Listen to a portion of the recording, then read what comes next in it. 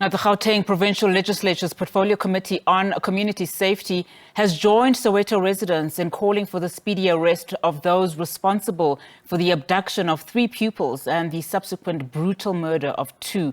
3 learners from Isiseko Primary School in Soweto were abducted on Wednesday, and 2 of them were brutally murdered and mutilated. Their bodies were found in White City and Rockville yesterday morning.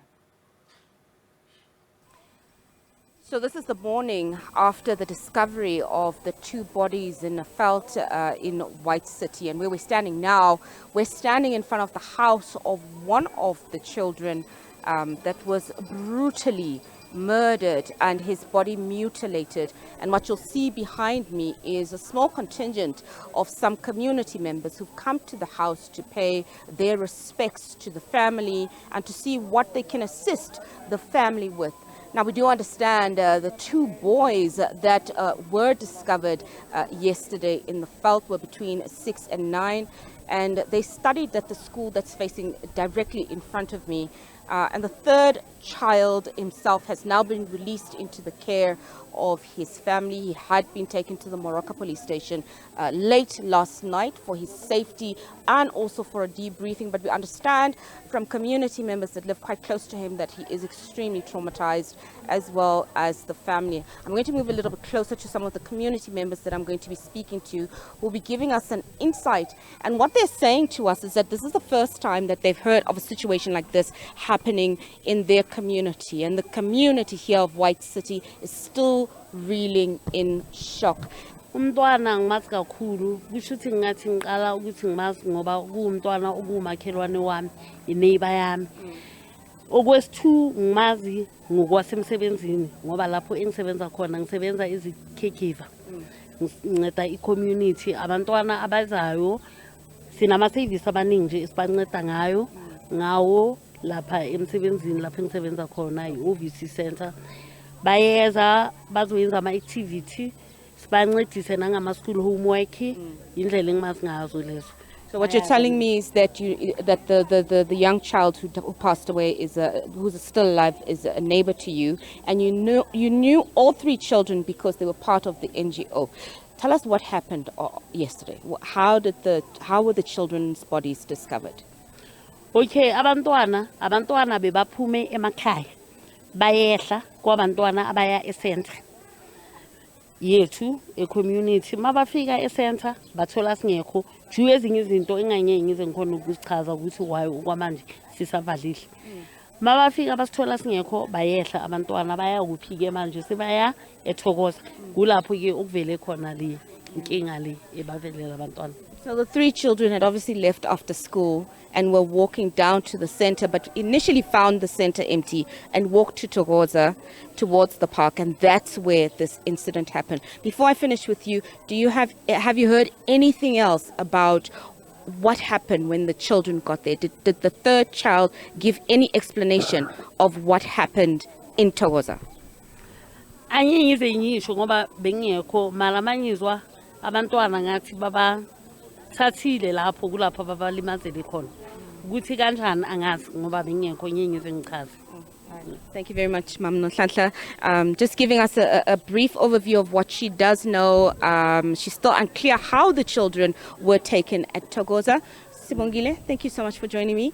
Just give me your full details and how you were involved in the project. I know Utiamo because he was one of our beneficiaries, obviously beneficiaries. What I know is that because there's different stories, but I heard that him and the other 2 friends, they went to Africa project for meals, hoping to find us, but we went there. We are currently closed due to things that I won't say on TV currently. Yeah, that's what I know. Now, this must be really shocking. Your community is here to pay their respects to the family. But when we spoke a little bit earlier, you said this is the first time something like this has ever happened in the community. Yeah, for me, it's the first time of hearing such a thing. Because normally we look after the kids from the same community. Yeah, we are a dropping center after all. So maybe it would have been better if we were there. I don't know, maybe. Yeah. I mean, hindsight is really 2020. 6 and 7, 3 children, boys. Do you have an idea of what kind of children they were? I mean, they were fairly small, so there must have been bright spots. Yeah, they were so bright because they were also involved in support groups. We would do support groups with them, indigenous games. They were part of like everything that we do at My Africa Project, including e-art. Yeah. And now the community is calling for the police to move swiftly in making arrests. Tell us more about the sentiment, how the community is feeling, and the plea to police to do more to find the perpetrator. Okay, the community is very sad. I think this is shocking for everyone, but we're also praying for these people to be found, because what they did, it's, I don't know what to call it, but it's hurtful. Yeah,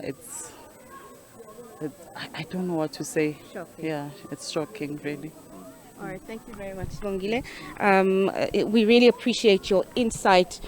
Really shocking news here coming out in White City. And I've just moved a few feet from where I was standing.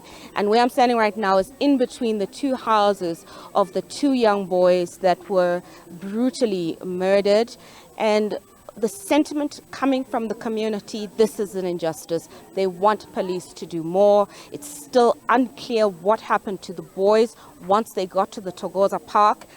Whether they were picked up, we are hearing that some eyewitnesses say they saw a white sedan picking up the boys, and from there it's still unclear what happened to the boys. We know a high-level delegation made up of Gauteng MECs and the Premier visited both family houses to try and ascertain what happened and to see how they can assist the community members and assist the families or who've lost their loved ones here. And police are still investigating. No leads, no arrests, but community members are urging police to work even harder and more diligent to try and get to the bottom of what happened to these 2 young boys whose innocent lives were cut so ruthlessly in their youth. Well, that is back to you in the studio.